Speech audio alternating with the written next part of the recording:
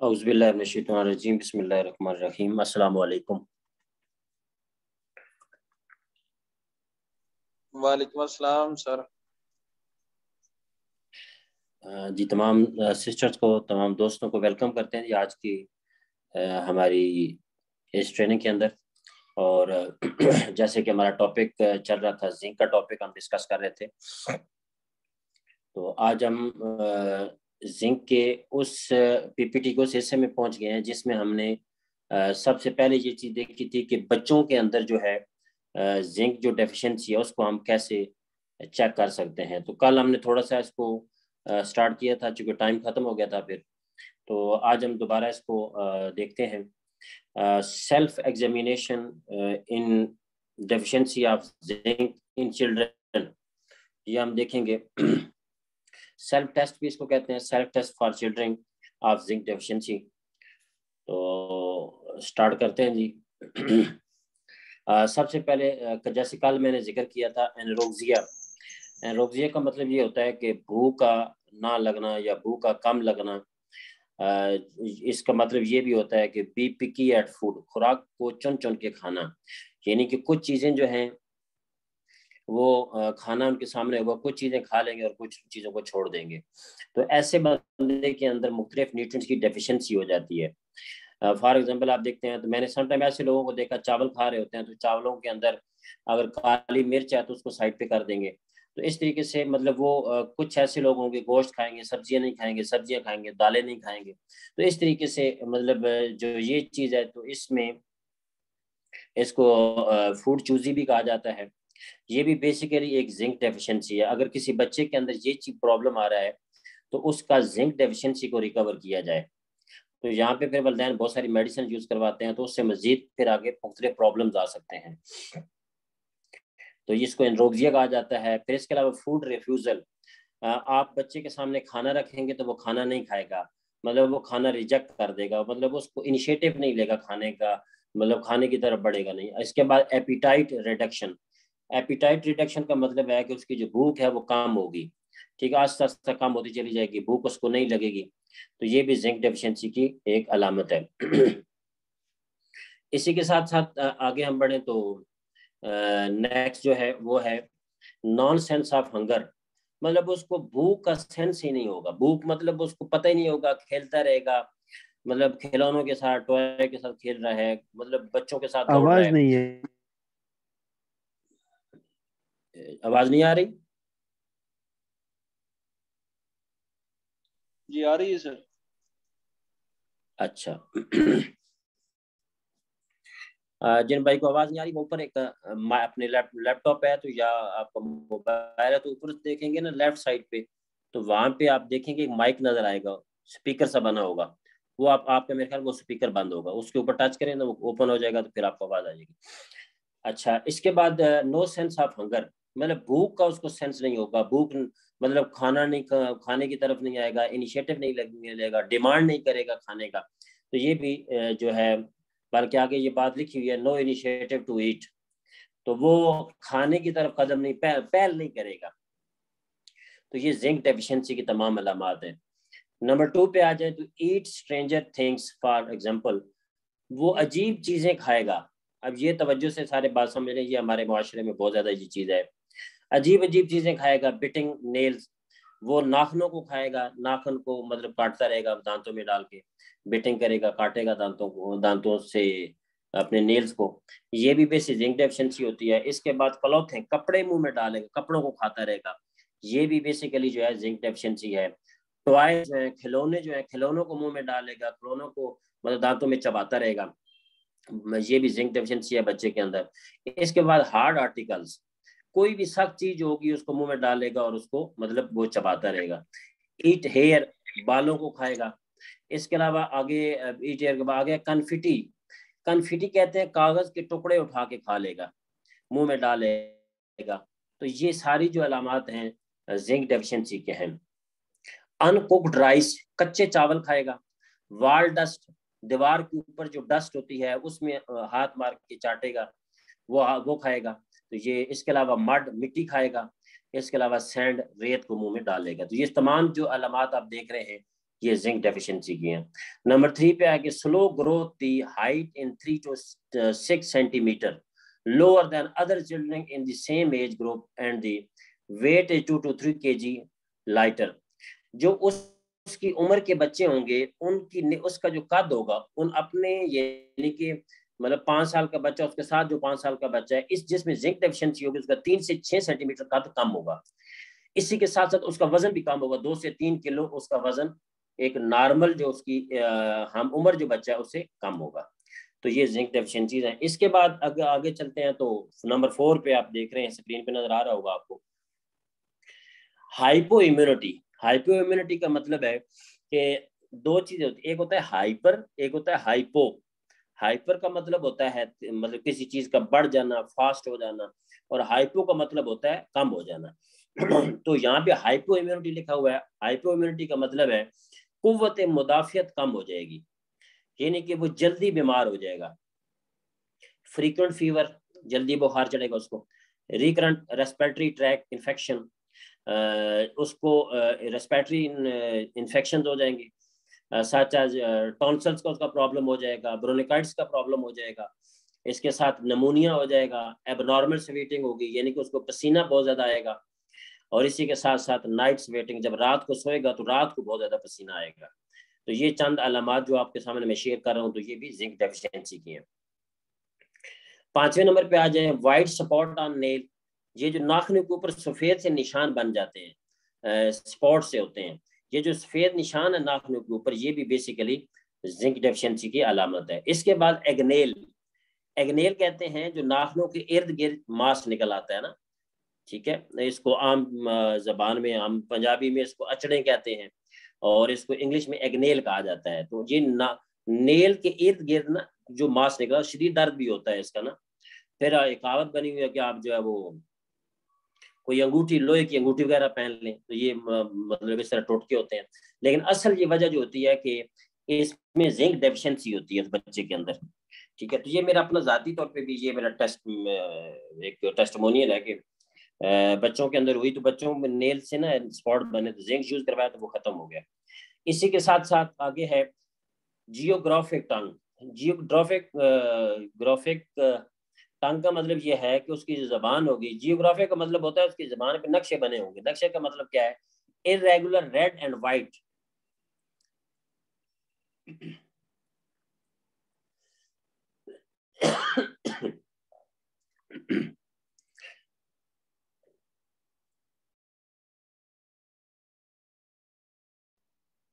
irregular red and white graphics on the tongue.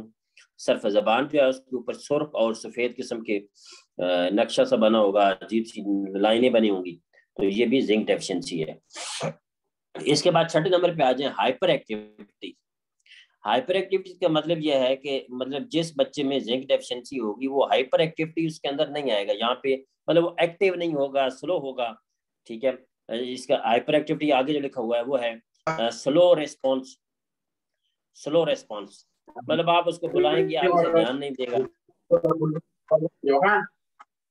اسی کے ساتھ ساتھ لیک آف کنسنٹریشن, اس کی توجہ نہیں ہوگی. آپ اس کو کوئی کام دیں گے یا وہ اسٹڈی کر رہا ہوگا تو وہ ایک جگہ پہ اپنی توجہ کو مرکوز نہیں رکھ سکے گا.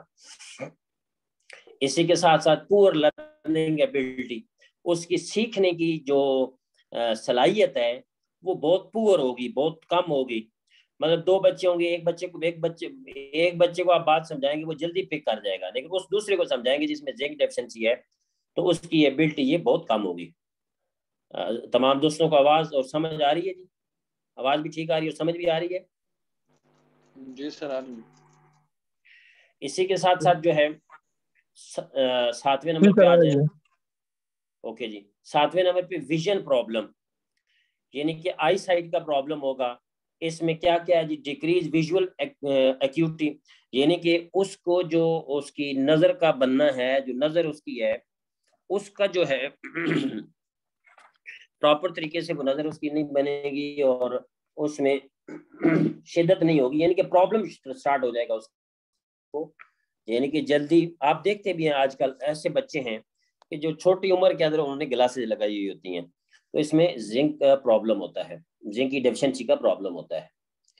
اس میں بیسیکلی یہ ہوتا ہے کہ اس کی جو آئی سائٹ ہے وہ مکمل کمپلیٹ نہیں ہوگی، ریٹینا کے اندر ڈیفیشنسیز ہوں گی، اس میں پھر آگے بہنگا پن بھی آ جاتا ہے اور آنکھوں کے بہت سارے ایشوز آ جاتے ہیں۔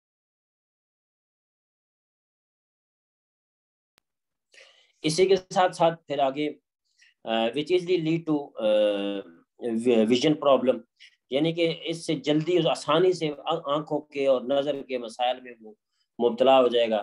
اس کے علاوہ نیئر سائٹنس، مطلب قریب کی نظر بھی کمزور ہو جائے گی، فار سائٹنس مطلب دور کی جو نظر ہے وہ بھی اس کی جو ہے وہ کمزور ہو جائے گی۔ اس کے علاوہ آگے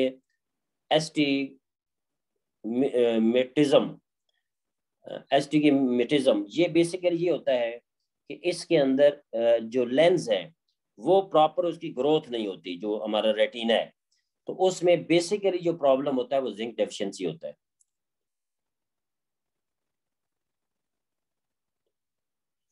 اور 8ویں نمبر پہ آ جائیں گے سکن لائن۔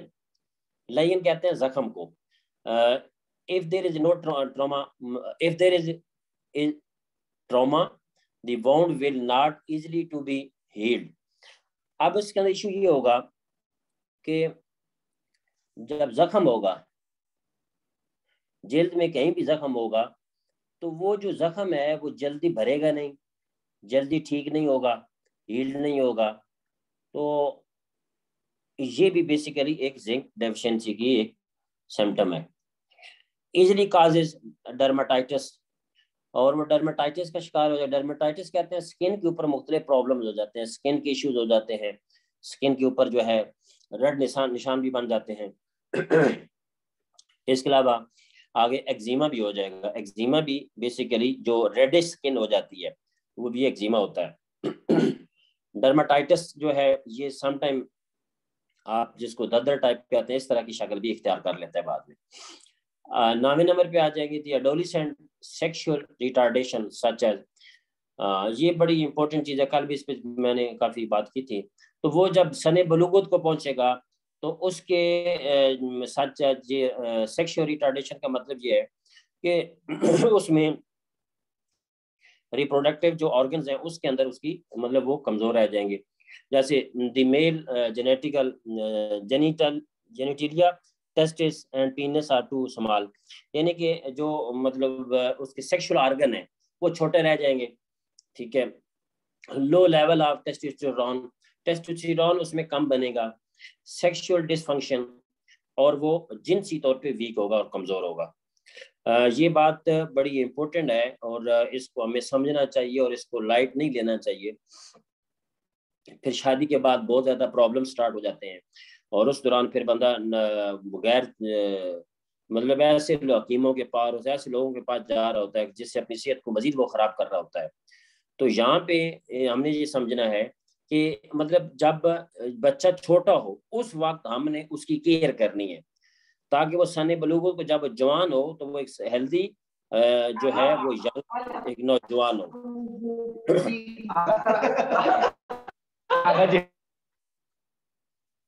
یہ مائک کائنڈلی باندھ رکھیں اپنا۔ اس کے بعد آگے دی female late development of the breast and menses, تو فیمیل کے اندر بھی اسی طریقے سے پرابلم آئیں گے۔ اگر زنک ڈیفیشنسی ہے تو پیریڈز کے پرابلم ہوں گے، اس کے علاوہ بریسٹ کا پرابلم ہوگا۔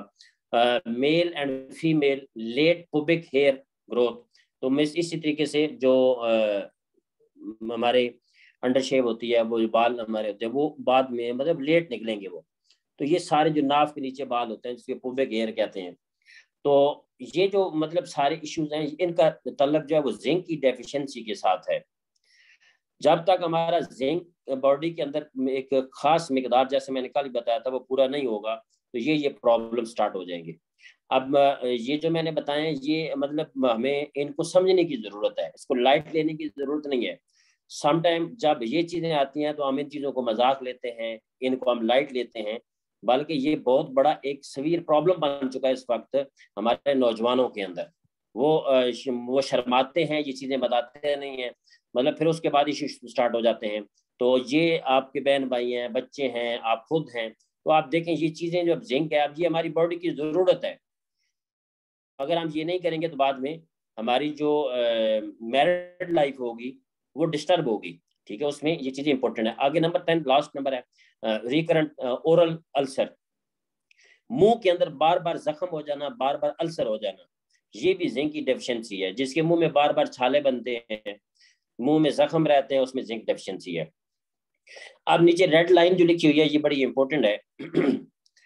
چلڈرن کین بی ریگارڈیڈ, یہ جو بات ابھی میں کر رہا ہوں یہ چلڈرن کے متعلقہ ہے, as zinc deficiency if with any 3 of the above condition. ان میں سے 3 کوئی بھی کنڈیشن کسی بچے کے اندر موجود ہے تو اس کا سمپلی مطلب کیا ہے کہ اس کے اندر زنک ڈیفیشنسی ہے. یہ جو اوپر میں نے آپ کو 10 مختلف پوائنٹس بتائے ہیں, ٹھیک ہے, ان 10 پوائنٹ میں سے 3 کنڈیشن کسی میں بچے میں موجود ہے تو اس کو میڈیسن کی طرف لے کے جانے کی ضرورت نہیں ہے, اس کو زنک یوز کروائیں, اس میں زنک ڈیفیشنسی ہے. اب بہت ہی امپورٹنٹ سلائیڈ ہے جی یہ, اس کو ہم دیکھ لیں. اس کے بعد سوری اس سے بعد بڑی یہ بھی امپورٹنٹ ہے, اس کے بعد پھر ہم جو چیز ڈسکس کریں وہ بھی بڑی امپورٹنٹ ہوگی. ابھی ہم یہ دیکھ رہے ہیں جی animal food contain more zinc. جو اینیمل فوڈ ہے یعنی کہ جیسے گوشت کی میں نے بات کی تھی, ہم نے فشز کی بات کی تھی, ان میں زنک بہت زیادہ ہوتا ہے. اب یعنی کہ 100 گرام میں سے 100 گرام میں دیکھا جائے تو 10 ملی گرام جو ہے وہ زنک ہوتا ہے اس میں. اور اسی کے ساتھ ساتھ جو ہے یہاں پہ ذکر بھی کیا گیا ہے جو اوسٹر ہے, اوسٹر کے اندر تقریباً 100 گرام کے اندر 712 ملی گرام اس میں زنک موجود ہوتا ہے, یعنی کہ اس میں بہت زیادہ زنک ہے. اگر ہم پلانٹ فوڈ کی طرف جائیں تو جو پلانٹ فوڈ ہے اس کا اینیمل فوڈ کی نسبت زنک اس میں کم ہوتا ہے, یعنی کہ 100 گرام کے اندر 3 سے 5 ملی گرام زنک پایا جائے گا. کس کے اندر؟ پلانٹس کے اندر. دی plant food contain more fatty acid, oxalic acid and cellulose which hinders the absorption of the zinc. یہ پہلے میں آپ کو بتا چکا ہوں, جتنی بھی پلانٹس ہیں فوڈ ہے, پلانٹ فوڈ جو ہے اس کے اندر فیٹی ایسڈ ہوتے ہیں, oxalic acid ہوتا ہے, فائبر ہوتا ہے. یہ فائبر بیسیکلی زنک کو جسم میں جذب ہونے میں رکاوٹ بنتا ہے, ٹھیک ہے, زنک ضائع ہو جاتا ہے باڈی میں, پراپر ایبزارب نہیں ہوتا. دی absorption rate is only about 10%, تو ایبزارپشن ریٹ اس کا بہت کم رہ جاتا ہے. اینیمل فوڈ کی طرف جائیں تو وہاں پہ ایبزارپشن ریٹ 40% ہے, اوپر جو ہم نے دیکھا ہے اس میں ایبزارپشن ریٹ 40% تک ہوتا ہے, لیکن ہماری جو پلانٹ فوڈ ہے اس میں ایبزارپشن ریٹ 10% ہوتا ہے. اسی کے ساتھ ساتھ جو گندم آٹا ہے اس کے اندر اگر دیکھیں تو اس کے اندر 23.4 ملی گرام 23.4 ملی گرام 100 گرام کے اندر جو ہے اس میں زنک ہوتا ہے, لیکن زنک وہ باڈی کو اس لیے ایبزارب نہیں ہوتا کیونکہ اس کے اندر فائبر ہوتا ہے. یہ پہلے میں نے چیز آپ کے ساتھ شیئر کر دی تھی. Fruit contain little zinc and the absorption rate is very low. جو فروٹ ہے اس کے اندر بہت تھوڑی مقدار میں زنک پایا جاتا ہے اور اس کا ایبزارپشن ریٹ بھی کم ہوتا ہے. تو یہ 2 چیزیں آپ نے یاد رکھنی ہے. اینیمل فوڈ جو ہے اس میں زنک زیادہ ہوتا ہے اور پلانٹ فوڈ میں زنک ضائع ہوتا ہے فائبر کے ذریعے, تو اس میں کم ایبزارپشن ریٹ ہوتا ہے. اسی کے ساتھ ساتھ یہ بڑی امپورٹنٹ سلائیڈ ہے, اس کو آپ نے بڑے دھیان سے سمجھنا ہے. جو خوراک ہے, جو فوڈ ہے, اس میں مین سورس کون کون سے ہیں زنک کے, وہ ہم ڈسکس کرنے لگے ہیں. Source of zinc in food containing rich zinc, وہ خوراک جس میں بہت زیادہ زنک پایا جاتا ہے, اس میں سب سے پہلے میٹ ہے, گوشت ہے, انکلوڈنگ اینیمل لیور. کلیجی کے اندر بہت زیادہ زنک پایا جاتا ہے, کلیجی میں, ٹھیک ہے. سی فوڈ اسپیشلی اوسٹر, سی فوڈ کے اندر بہت زیادہ زنک پایا جاتا ہے. اوسٹر جو فش ہے, ٹھیک ہے, یہ فش کی قسم اس کو کہا جاتا ہے, اس میں بھی زنک پایا جاتا ہے. انڈے کے اندر زنک پایا جاتا ہے. ڈیری پروڈکٹس جو ہیں جیسے دودھ ہے, دہی ہے, مکھن ہے, اس کے اندر بھی زنک پایا جاتا ہے. یسٹ کے اندر بھی زنک پایا جاتا ہے جو خمیر وغیرہ ہوتا ہے. ہول ویٹ فوڈ یعنی کہ جس میں گندم کے اندر بھی زنک پایا جاتا ہے. سویا بین کے اندر بھی زنک پایا جاتا ہے, یہ پھلیاں وغیرہ جو ہوتی ہیں. اب یہاں پہ نیچے آپ پکچرز دیکھ رہے ہیں, فرسٹ آپ لیفٹ سائڈ سے سٹارٹ ہم کرتے ہیں. آپ کو گوشت نظر آ رہا ہے. گوشت جو ہے یہ بغیر ہڈی کے گوشت ہے, ٹھیک ہے, مطلب اس میں ہڈی نہیں ہے. اور یہاں پہ ابھی ایک چیز میں آپ کو سمجھانا چاہوں گا, وہ آپ نے انڈرسٹینڈ کرنی ہے. جو گوشت ہے اس میں چونکہ زنک بیف میں بہت زیادہ ہوتا ہے. اب میں نے کل آپ کو بتایا تھا کہ انسانی باڈی کو, ایک ینگ ہیلدی باڈی کو روزانہ جو زنک چاہیے وہ 15 ملی گرام چاہیے. یہ کل میں نے شیئر کیا تھا آپ کے ساتھ. اب جو بیف ہے 1.25 kg، یہ تقریباً کتنا بنے گا؟ 1.25 کلو تقریباً بن جائے گا راؤنڈ اباؤٹ. 1.25 کلو جو بیف ہے اس کے اندر جو ہے 15 ملی گرام زنک ہوتا ہے. اب یہاں پہ ایک چیز آپ نے سمجھنی ہے، کیلکولیٹر کوئی دوست نکالے گا تو میرے وہ تھوڑا سا آپ نے کیلکولیٹ کر لینا ہے. اب 1.25 کلو جو گوشت ہے، فرسٹ آف آل ایک بندہ مطلب ایک دن میں 1.25 کلو گوشت نہیں کھاتا. اگر بالفرض کریں وہ کھا بھی لیتا ہے تو گوشت زیادہ کھانے سے ایک پرابلم بھی ہوتا ہے، کیونکہ گوشت کے اندر پروٹین ہوتی ہے، پروٹین کے اندر پیورین ہوتی ہے، پیورین کی وجہ سے یورک ایسڈ ہوتا ہے. آپ جتنا زیادہ گوشت کھائیں گے اس سے سائیڈ افیکٹ بھی آئے گا کہ ہمیں ہو سکتا ہے یورک ایسڈ بھی ہو سکتا ہے. ایک تو یہ چیز ہے. اس کے علاوہ اگر گوشت ہم کھاتے بھی ہیں، مطلب ہم 1.25 کلو گوشت کھا لیتے ہیں ایک دن کے اندر، تو اس میں سے 15 ملی گرام زنک گوشت کے اندر پایا جاتا ہے. اب سوال یہ پیدا ہوتا ہے باڈی کو ملتا کتنا ہے؟ یہ بات ہم نے پہلے ڈسکس کر لی تھی، سلائیڈ پہ ہم نے یہ بات کر لی تھی کہ اینیمل فوڈ کے اندر کیا ہوتا ہے؟ کولیسٹرول ہوتا ہے. اسپیشلی اگر ہم بیف کی بات کریں یا اس کی بات کریں تو ان میں ایل ڈی ایل بہت زیادہ ہوتا ہے. تو ایل ڈی ایل زنک ایبزورپشن کے اندر رکاوٹ بنتا ہے.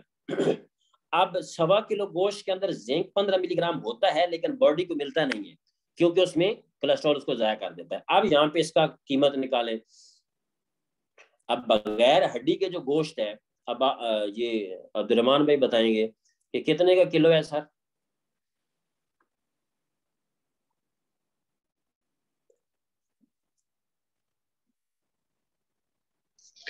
سر لیا نہیں ہے، کھایا ہے. ریٹ کا ایگزیکٹ نہیں پتا ہے. اچھا لیکن کسی کو اندازہ تو ہوگا نا کتنے کا ہوگا؟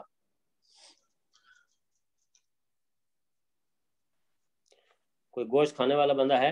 کھانے والا ہے یعنی لینے والا کوئی ہے شاپ سے جنہیں خریدا ہو؟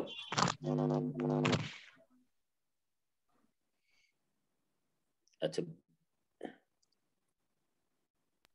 سارے کہہ رہے ہیں جی لینے والا کوئی بھی نہیں ہے، وہ گھر والے لے آتے ہیں، ہم سب بیٹھ کے کھاتے ہیں. تو سیدھا دونوں بتانا. اچھا چلے یہ ایک دوست کا شاید سوار صاحب کا میسج ہے، یہ انہوں نے کہا جی 600 روپے کلو ہے. اچھا پتہ نہیں. اب یہاں پہ پنڈی کی میں بات کروں تو پنڈی میں اس وقت جو گوشت ہڈی کے بغیر ہے، ٹھیک ہے، کلو جو ہے وہ تقریباً 750 روپے کا ہے ہڈی کے بغیر، اور سوری 850 روپے کا جو ہڈی والا ہے وہ 750 روپے کا یہاں پہ پنڈی کے اندر اویلیبل ہے.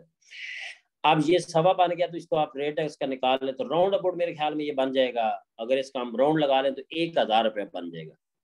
ہم مطلب راؤنڈ کر لیتے ہیں اس کو نا، مطلب 1000 روپے، کیونکہ بات کو سمجھنا صرف ہم 1000 روپے کا آپ گوشت لے کے آتے ہیں اور وہ کھاتے ہیں تو ایک اس میں 15 ملی گرام زنک موجود ہوتا ہے. باڈی کو ملتا کتنا ہے یہ ابھی اس پہ ہم ڈسکس نہیں کر رہے کیونکہ میں نے بتا دیا کولیسٹرول ہوتا ہے وہ ضائع بھی کرتا ہے زنک کو.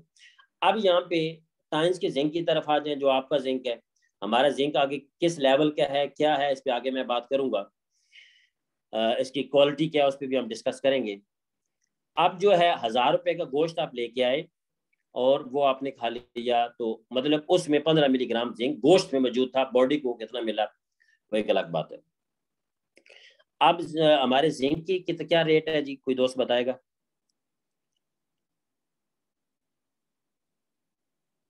ارمان بھائی 3510 روپے.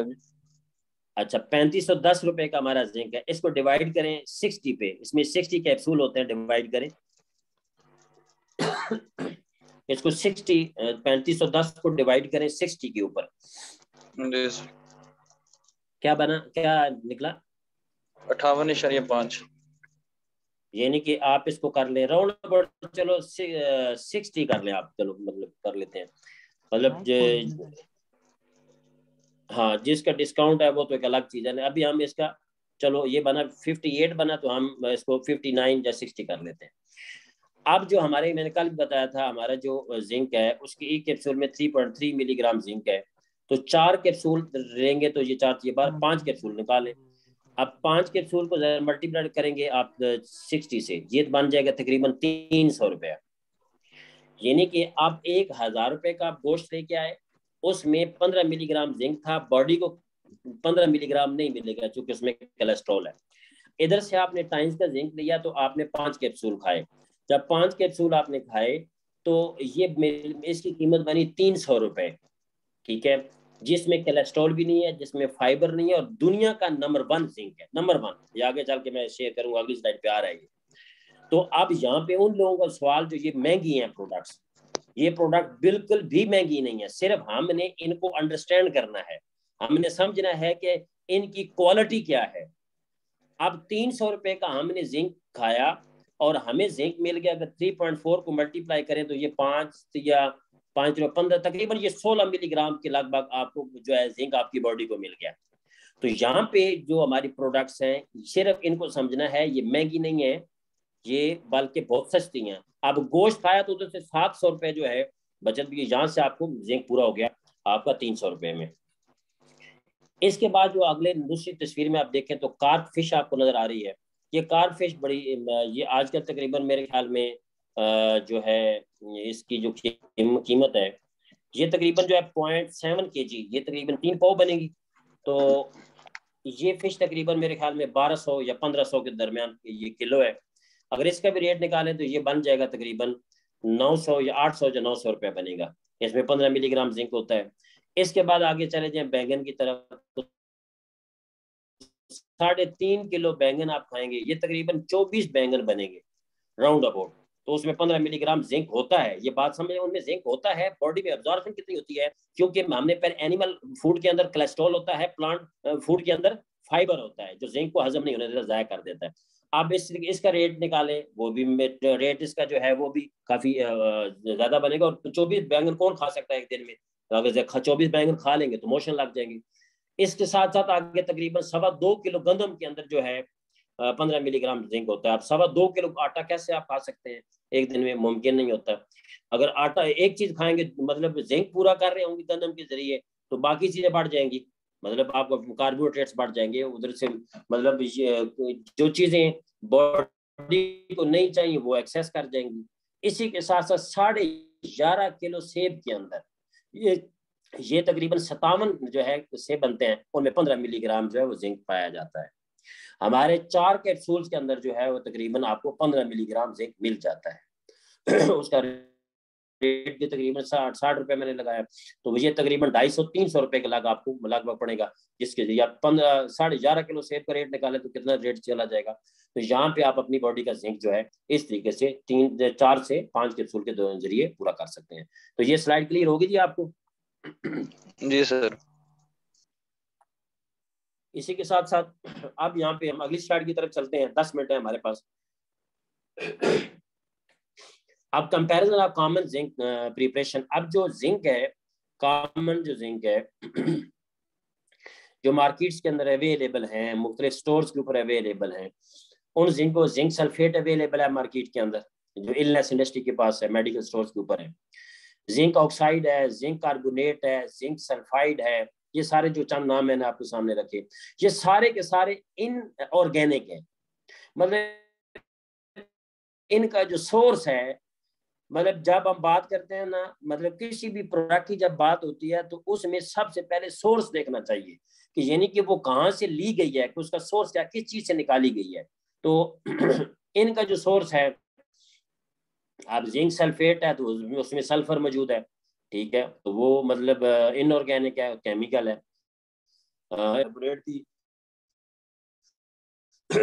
آرگینک ہے. دی typical one is the zinc sulphate, مطلب وہ کہتا ہے کہ ایک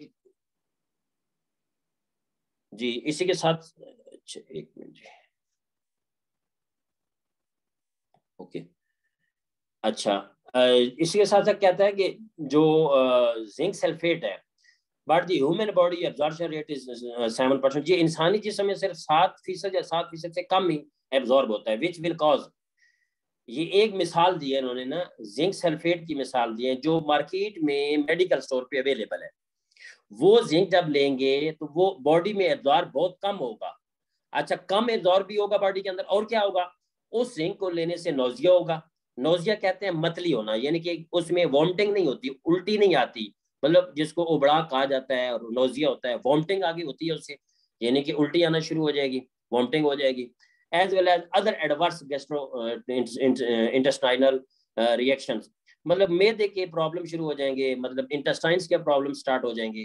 یہ جو ان آرگینک زنک کی بات ہم نے کی ہے. اچھا, اس کے علاوہ آرگینک زنک بھی ہیں, آرگینک سینتھیسائز زنک کی ہم بات کرتے ہیں. آرگینک زنک میں سب سے پہلے دنیا میں جو نمبر 1 زنک ہے, آرگینک کی بات کر رہا ہوں, ٹھیک ہے, اس میں نمبر 1 ہمارے پاس جو زنک ہے پوری دنیا کے اندر جو اس وقت یوز کیا جا رہا ہے وہ ہے زنک گلوکونیٹ. پھر دوسرا زنک لیکٹیٹ ہے, زنک آکزیلیٹ ہے, یہ آرگینک ہے. زنک سٹریٹ ہے. یہ جو زنک بنائے گئے ہیں یہ بیسیکلی آرگینک ہے, یعنی کہ نیچرل ہیں.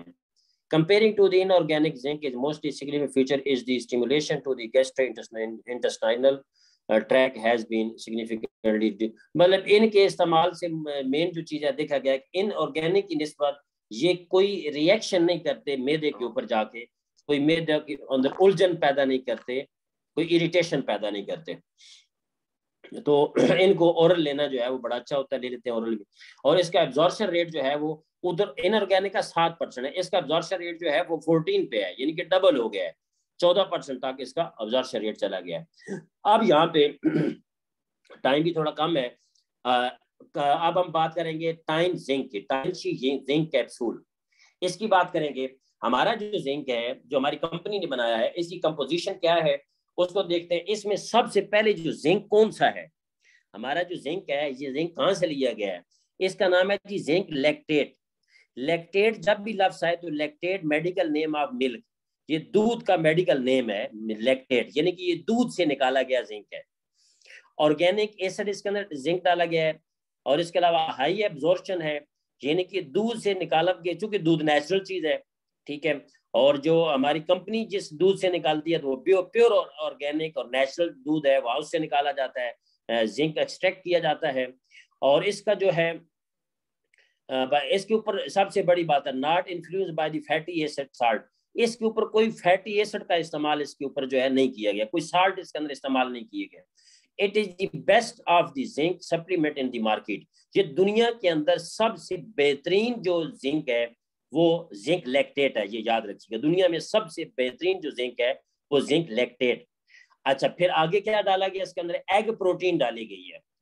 ایگ پروٹین جو ہے اس کے بڑا ایک دنیا کے اندر سب سے جو اچھی ہیلدی پروٹین ہے وہ ایگ پروٹین ہوتی ہے. اب جو ایگ پروٹین ہے اس کا پہلا فنکشن یہ ہوتا ہے کہ یہ زنک کو جسم میں جذب ہونے میں مدد کرتی ہے, اس کو انہانس کرتی ہے, اس کو بڑھاتی ہے کہ جلدی سے جسم میں زنک جو ہے ایبزورب ہو جائے. تو یہ ایگ پروٹین کا فنکشن ہوتا ہے. اور دوسرا اس کا کام ہوتا ہے کائنڈ آف فلر, یہ جسم کے اندر فلنگ کا کام کرتی ہے. فلنگ کا مطلب یہ ہے کہ فار ایگزامپل زنک کم ہے آنکھ کے اندر, تو جب زنک لیں گے تو یہ جو ایگ پروٹین ہے یہ زنک آنکھ میں لے کے جائے گی. یہ بڑی ٹیکنیکلی ایک بات ہے. اگر زنک کوئی اور اس میں ایگ پروٹین نہیں ہے تو زنک مثال کے طور پہ آنکھ میں چاہیے, لیکن وہ پاؤں میں چلا جاتا ہے, کسی اور جگہ پہ چلا جاتا ہے. تو زنک یہاں پہ زنک جو ہماری زنک ہے اس کے اندر ایگ پروٹین ہے, وہ فلر کا کام کرتی ہے. وہاں پہ جہاں کے زنک کم ہوگا وہاں پہ جا کے فلنگ کریں گی. اور دوسرا اس کے اندر بینڈنگ کی گئی ہے, اس کو بینڈنگ کس کے اندر کیا گیا ہے, گلوکوز کے اندر. اب گلوکوز کے بارے میں آپ جانتے ہیں, گلوکوز کیریئر ہے ہمارے جسم کے اندر, چیزوں کو اٹھاتا ہے. Glucose as the career of zinc supplement, یعنی کہ گلوکوز زنک کو اٹھاتا ہے, is better than other food, یہ دوسری فوڈ سے بہت اچھا ہے, because it does not contain the disturb for the zinc ایبزورپشن. Glucose جو ہے یہ ایک ایسا ایلیمنٹ ہے کہ جو زنک کو ایبزورپشن سے روکتا نہیں ہے, نہ ڈسٹرب کرتا ہے, بلکہ زنک جو ہے وہیں پہ پہنچے گا جہاں پہ اس نے پہنچنا ہے. اب زنک ٹائمز کا جو زنک ہے یہ 3 چیزوں کا کمبینیشن ہے, یاد ہو جانا چاہیے آپ کو, zinc لیکٹیٹ, egg protein and glucose, ان 3 چیزوں کا یہ مجموعہ ہے. اب اس کے فنکشن کیا ہے ہمارے زنک کے, جلدی سے 3.5 منٹ ہے ہمارے پاس. سب سے پہلے یہ بھوک کو بڑھاتا ہے, یہ بھوک کو بڑھاتا ہے, معدے کے فنکشن کو بہتر کرتا ہے. اس کے علاوہ جو ہے ٹیشو جو ہمارے جسم کے اندر خراب ہو جاتے ہیں ان کو ٹھیک کرتا ہے. اس کے علاوہ آئی سائٹ کے لیے انتہائی شاندار ہے, بینیفٹ ویژن ڈیولپمنٹ, آئی سائٹ کو بہتر کرتا ہے. اس کے علاوہ اسٹرینتھ ہیومن امیونٹی, قوت مدافعت کو مضبوط کرتا ہے. اسی کے ساتھ ساتھ یہ ہماری باڈی کے اندر جو مختلف فزیولوجیکل فنکشن ہو رہے ہیں, اسپیشلی ہمارے ڈائجسٹو سسٹم کے اندر جو کھانا ہضم ہو رہا ہے, میٹابولزم ہو رہا ہے, کھانے کی توڑ پھوڑ ہو رہی ہے, اس کے اندر یہ ایک بڑا اہم کردار ادا کرتا ہے. پروٹیکٹ سکن, جلد کی حفاظت کرتا ہے. پروموٹ سیکشول فنکشن ڈیولپمنٹ, جو ریپروڈکٹیو سسٹم ہے اس کی حفاظت بھی کرتا ہے اور اس کے ساتھ ساتھ اس کی ڈیولپمنٹ بھی کرتا ہے. پروموٹ انٹیلیجنٹ ڈیولپمنٹ, اور ذہنی جو مطلب کیا کہتے ہیں انٹیلیجنس ہے, جو ذہانت ہے, اس کو بھی یہ بڑھاتا ہے. یہ چند فنکشن آپ کے سامنے 8 میں نے فنکشن ڈسکس کر لیے. اب یہ کس کے لیے ریکمینڈڈ ہے؟ ہمارے پاس 2.5 منٹ ہے, اس میں ہم کوشش کرتے ہیں یہ کور کر لیں. گروئنگ ڈیلی سیٹ, جو بچے بڑھ رہے ہیں, مسن بلوغت کی طرف جا رہے ہیں, جوان ہو رہے ہیں, ان کے لیے اچھا ہے. بچوں کے لیے اچھا ہے, چھوٹے بچوں کے لیے, اور اسپیشلی ان بچوں کے لیے جو فوڈ چوزی ہیں, پکی ایٹرز ان کو کہا جاتا ہے, کچھ چیزیں کھاتے ہیں کچھ نہیں کھاتے. پریگننٹ ویمن کے لیے بہت ہی اچھا ہے. جو دودھ پلانے والی مائیں ان کے لیے بہت شاندار ہے. لیکٹیٹنگ ویمن کے لیے. People at the disease recovery and the bound healing period, وہ لوگ جو بیماری کے بعد ریکور ہو رہے ہیں ان کے لیے بہت اچھا ہے. People with week body and پور امیونٹی, جن کی جسمانی کنڈیشن جو ہے, فزیکلی کنڈیشن ویک ہے, جسم کمزور ہے, ان کے لیے بہت اچھا ہے. قوت مدافعت ان کے لیے اچھا ہے. اس کے علاوہ ویجیٹیرین, وہ لوگ جو صرف سبزیاں کھاتے ہیں, چونکہ یہ مطلب ہندوؤں کے اندر ایک طبقہ ہے کہ جو صرف سبزی کھاتے ہیں, گوشت نہیں کھاتے, تو ان کے اندر زنک ڈیفیشنسی ہو جاتی ہے, جو کہ اینیمل فوڈ وہ نہیں کھا رہے ہوتے, ان کے لیے اچھا ہے.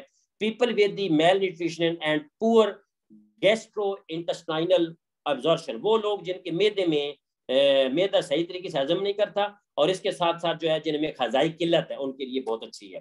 اب یہ کیسے لینا چاہیے؟ Take it with warm water twice a day, یہ دن میں 2 مرتبہ آپ لے سکتے ہیں نیم گرم پانی کے ساتھ. اور اس کے کتنے کیپسول لینے ہیں آپ نے؟ 10 سال سے نیچے جو عمر ہے وہ 2 سے 3 کیپسول ان کو دے, اور 10 سے اوپر جو ہے وہ 3 سے 5 کیپسول ان کو دے. یہ میں نے طریقہ کار آپ کو بتا دیا تھا. نہار منہ جو ہے اس کو یوز کرنا ہے.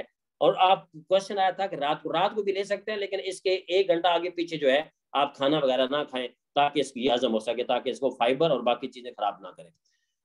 یہ تھا جی زنک کی آخری slide. Zinc capsule time, zinc capsule healthy growth starting with zinc, آپ بچوں کی جو گروتھ ہے اس کو زنک کے ذریعے ان کی گروتھ کریں.